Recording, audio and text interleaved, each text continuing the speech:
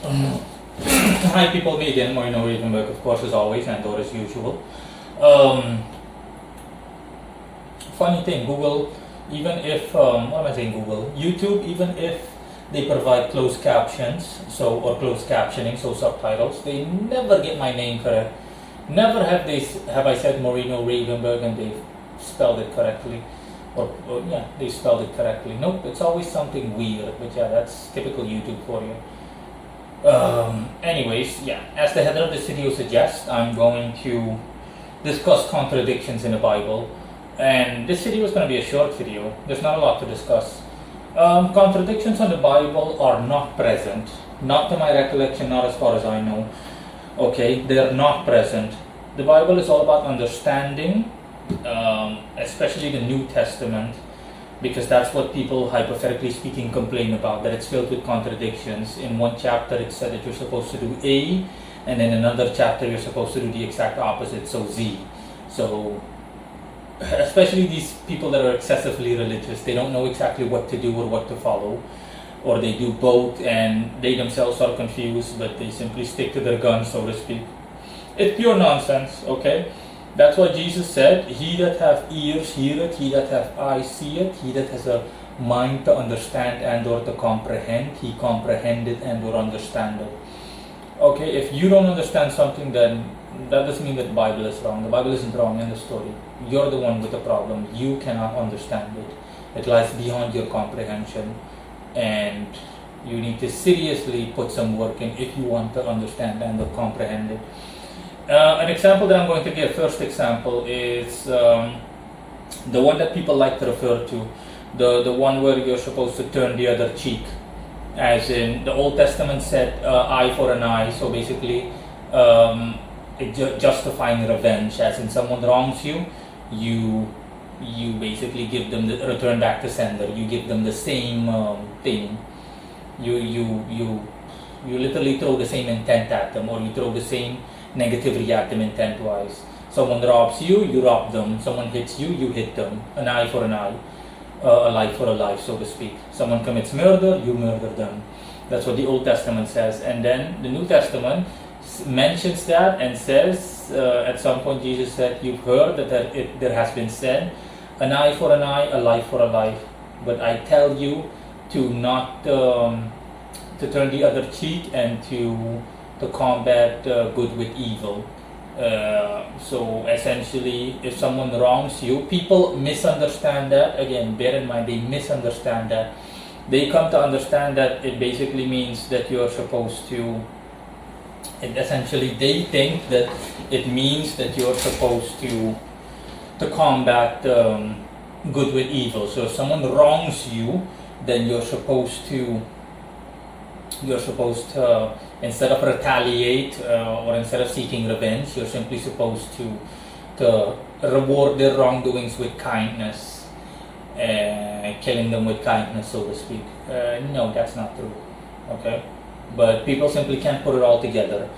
There is another phrase, I don't know exactly where it is, but it says clearly in the New Testament as well, do not, something along the lines of do not mess around. If your brother sins against you, punish him. And if he genuinely has regret that he sinned against you, forgive him. And if he does you wrong again, you punish him again. And yeah, those aren't contradictions. Okay? The Bible essentially and clearly states that if someone wrongs you, you put them in their place. You fuck them up, hypothetically speaking, royally. And if they genuinely regret what they did or tried to do to you, then you forgive them. If they're stupid enough to make that mistake again, you punish them again and again and again until they stop doing so. That's the way to go. And in reference to the whole turn the cheek, turn the other cheek, if someone slaps you on one cheek, you turn the other cheek, it's a reference to taking the high road. What is meant by that biblically is that if someone does wrong against you, you're not supposed to become obsessed with vengeance towards them. You put them in their place and then you move on. But that's the definition of taking the high road. You don't literally just focus purely on mindless revenge or on hatred. That's my point. If someone does you wrong, You don't literally just say, okay, you're an enemy, I'm going to hate you forever, and you pretty much spend a good portion of your life just chasing said hatred, and you try to just absolutely destroy these people to the ground. No, that's what it's meant, okay? The combat, that's what it's meant.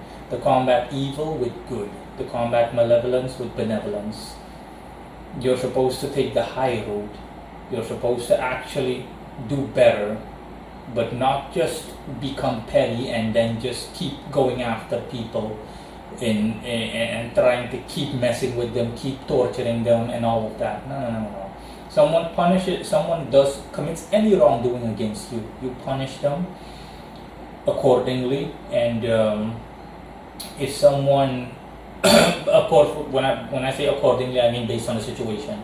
For example, someone steals from you, you report that person, you take your stuff back, you berate that person. If the person slaps you, you slap that person back, okay, a multitude of times. You put that person in his or her place. If that person genuinely regrets his or her actions, you forgive him or her. If the person does it again, you put them in their place again and again and again and again, and you make the punishment more severe to the point where they learn. But my point is, you're not supposed to automatically hold on to hatred and say, okay, now, I'm going to ping you for life. I'm going to destroy you, I'm going to see to it that you end up alongside the street, etc., etc., etc. No. That automatically breeds hatred, and that kind of hatred can consume you, spiritually especially. It can just lead to nothing, but it can't lead to anything good. You're supposed to be the bigger man. That's what's meant by turning the other cheek. Okay? That's why Jesus himself said in the New Testament, I shall speak to people in metaphors. And then the bit comes, so he that can comprehend it, etc. Okay? Everything is in metaphors, not literally meant that, hey, if someone smacks you, you're supposed to just say, oh, okay, here, smack me again. No. Obviously not. That's just insane. But like I said, only someone that can't understand and or comprehend this will make the awful mistake of doing what I said just now. And yeah, you're going to reap the full benefits of your foolhardiness, of your stupidity. The full negative consequences of your stupidity will be reaped by you. So yeah, that's essentially it. You're simply supposed to actually forgive that person. The person committed wrongdoings against you multiple times. You keep punishing the person, and you literally just talk to that person and tell that person, what the hell is wrong with you? You enjoy me punishing you? Do you enjoy me making you suffer? If the person literally wants nothing to do with you, that's a different story, so to speak. You simply let that person go their way and end the story. But see my point? My point is, you were the bigger man. You didn't automatically just hold on to hatred and said, from now on you're an enemy, fuck off, blah, blah, blah, blah, blah, blah, blah, blah. No. You were the bigger man. You actually overcame that person, okay, in the whole dispute. If the person wants nothing to do with you, then you're done. End of story. It's like if you, for example, come across that person considers you an enemy, but you're supposed to be the bigger man by not considering that person an enemy. The whole gesture or the whole concept of, okay, you consider me an enemy, but I don't consider you an enemy. And if that person finds himself in, for example, almost falling into a river or similar, and you give that person a helping hand, and the person doesn't want it, as in, no, fuck off, I don't want you, okay, I hate you, then you simply leave the person be. As in, take my hand, otherwise you're gonna die, take it or leave it now. If the person doesn't want it and adamantly refuses, then you simply turn your hand away, and you have the right to do so. But see my point? My point is, you don't walk with hatred in your heart. That's the whole concept of being the bigger man and turning the other cheek. No contradiction. But again, he that has a brain to understand it, a mind, and to comprehend it shall comprehend it. Example number 2 is, what was example number 2 again?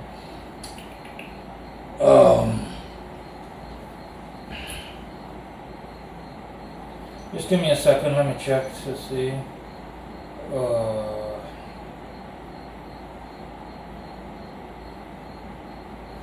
I can't put my finger on the second one. I had 2 examples lined up. Really can't put my finger on it. No, I can't put my finger on it. It slipped my mind.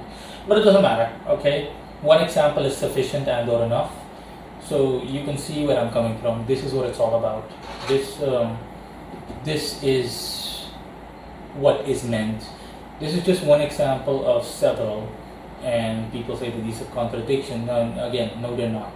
Okay, that's my point.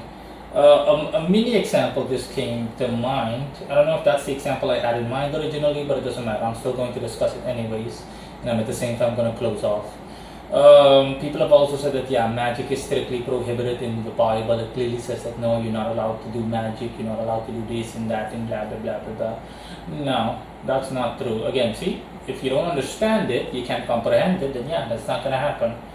I said this because someone in one of my YouTube videos actually commented on this, or commented in a way that made me give a similar answer. The Bible says in Revelations, if I'm not mistaken, that the sorcerers and whatnot will go to hell. Their place is in the pit of hell. But again, people misunderstand it. By that, it's meant people that have used magic sheerly for malevolent ends. So if you're simply you're a black magician and you simply hurt others and you do nothing but commit atrocities towards them in an unjust way, listen, by default, karma is going to bite you and come back and bite you in the ass. And life is going to be nothing but hardship and misery for you. That's karma biting you and slapping you in the face and or punching you in the face. But you've got people that, despite all of that, still fling negative energy around. It's the whole concept of you reap what you sow. That is what's meant specifically. Using magic for malevolent and or evil ends. That's genuine evil, okay? As in using magic to hurt someone innocent. That is what is meant in the Bible. But magic itself is not prohibited. A couple of things apostles did and things that Jesus himself did can be considered magic. When Moses split the Red Sea, that's by today's standards, that would be magic. I think specifically it would be telekinesis, but it's one hell of a telekinetic trick to actually be able to split the Red Sea like that. Shoosh. It's wow. But of course he did it, on God's behalf. Everything is on God's behalf. Of course, it's through God, but God basically used Moses as a tool, the same way he uses everything. Period. He just uses everything. But within the context of said story, that's why. And if you recall correctly, again, you see that if you recall the story, you'll also remember that Moses died shortly afterwards because he became too ego-driven, and instead of actually telling people, I did these things in God's name, he simply left the in God's name. He didn't discuss the in God's name anymore. He didn't mention that anymore because he wanted to get the credit, and God essentially was like, see, you ruined it. You just ruined it. He's hypothetically speaking, shaking his head. And after that, he simply took Moses, and that's story. He killed Moses. Moses died, and that's that. But see, that's my point exactly. The whole turning water into wine is also essentially an occult technique. I, for example, if I wanted to seriously become telekinetic and study any other thing, I wanted to turn, for example, something into something else. I wanted to turn this computer mouse into this mouse into bread. I wanted to turn my PlayStation 4 and the controller into a puppy, like a dog.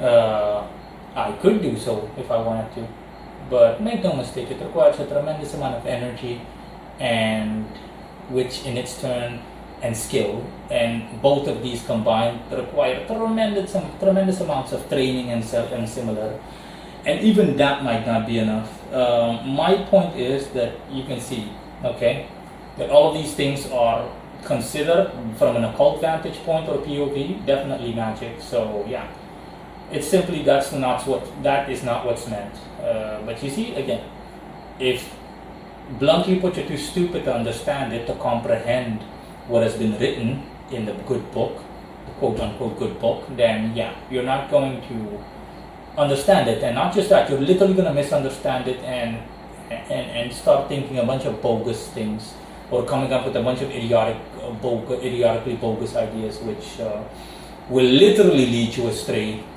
That's pretty much the definition of being led astray. Making horrendously wrong decisions and suffering the negative consequences thereof.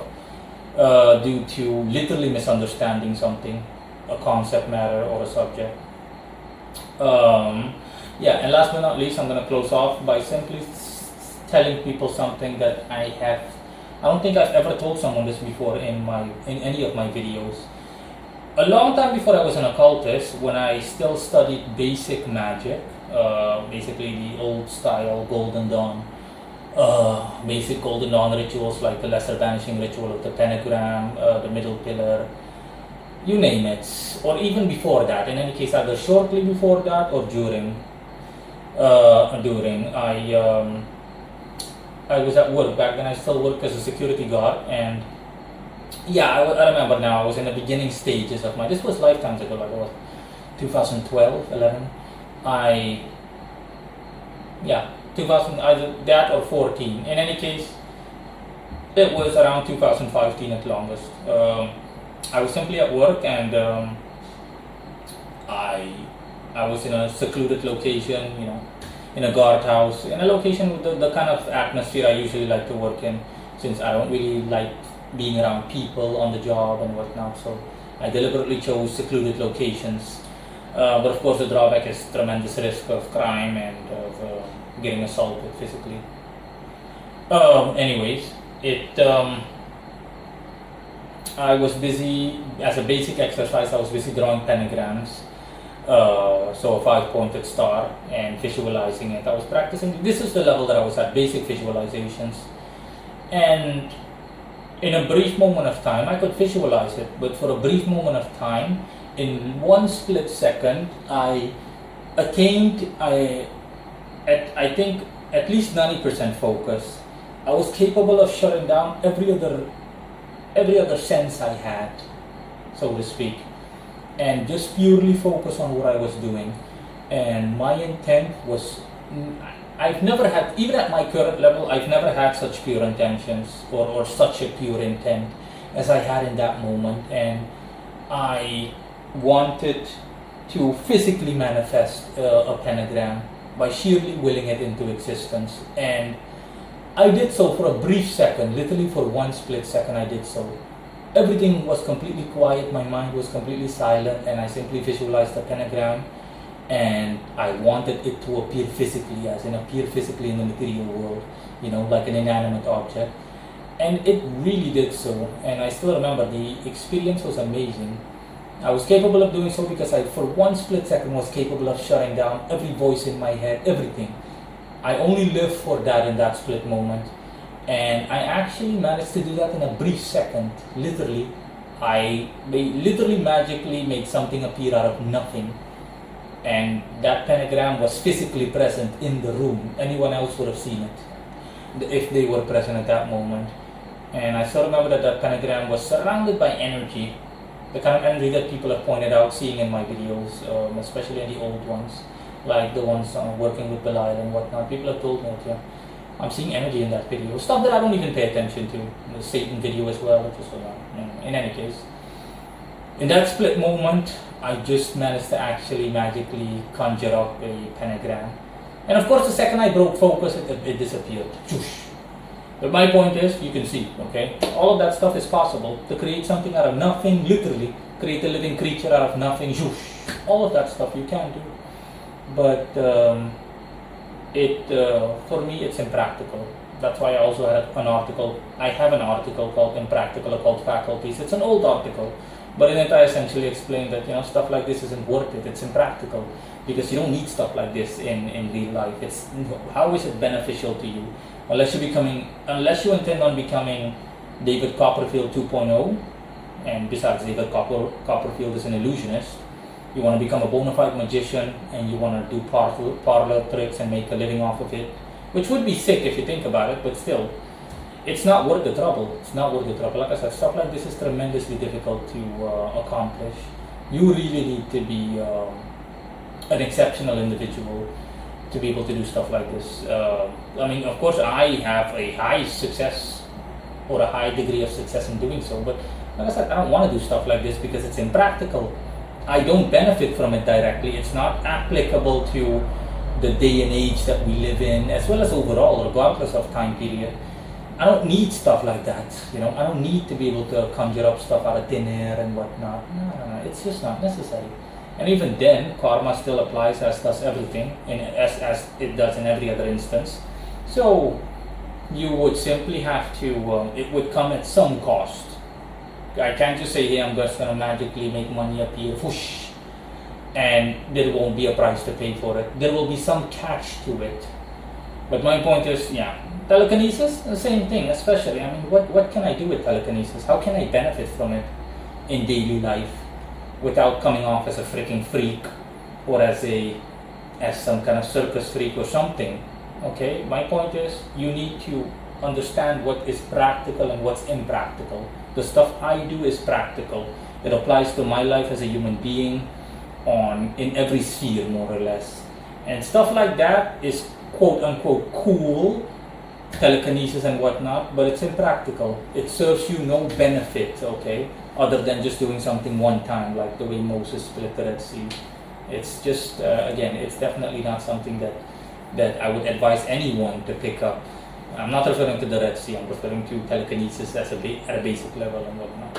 In any case, that's all right.